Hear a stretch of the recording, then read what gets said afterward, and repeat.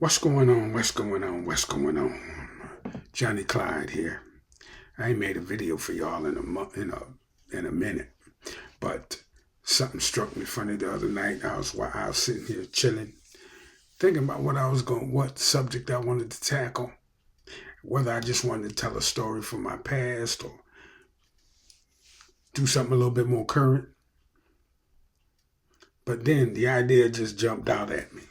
So I'm watching one of them pop the balloon shows. I think it was the New York version, and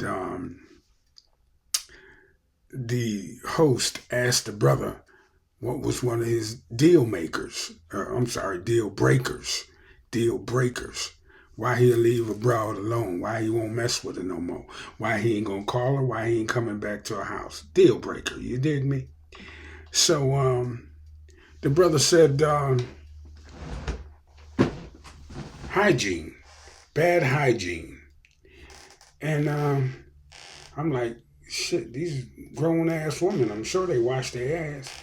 But he said that, when I go to visit a lady and her house is filthy, he said that's a real turnoff to me. And that shit got me to thinking, got an OG. I'm like, God damn. I think about my history when I was out there dating, and I think about how many houses I went in where the motherfucking broad house was like anywhere from straight up filthy to junky at least. And I'm thinking, my motherfucking crib, where I live, very seldom did it get anywhere near this condition. Because I kept a clean place, you know? Like, a lot of motherfuckers don't remember this shit, but old Janet Clyde is old enough to remember a show called The Odd Couple, where these two cats was roommates, and one of them was very neat freak, but he was like OCD neat, and the other dude was kind of sloppy. And it was Felix and Oscar, and I think the dude named Felix was the clean one. And I wasn't over the edge like him. I wasn't crazy, but I kept my place clean, and I wanted it to stay clean. Now I had my reasons, one of which was I don't like filth and clutter. And another reason is, you're a grown up. You're supposed to keep your house clean, you know? And the third reason is I didn't know when I was going to get some motherfucking company, and I didn't want them walking into my house and having my house be filthy and dirty. But I can't tell you how many times I went in bitches' houses and it was dirty, it was filthy, it was tore up, it was shit all over the place. I went in some that was so motherfucking abysmal until I had to turn around and leave. I couldn't, and forget about doing anything amongst all that filth. I'm thinking back now, and goddamn, uh, it was more often than not. The motherfucking broad house was dirty when I went up in there. Dishes in the sink, shit all over the place. Ain't took out no garbage.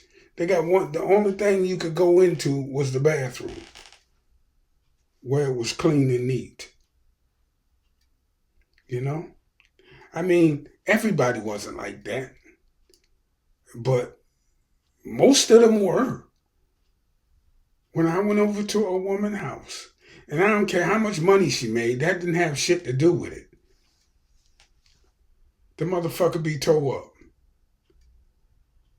So when them brothers on there talking about hygiene and stuff like that, that's what they talking about.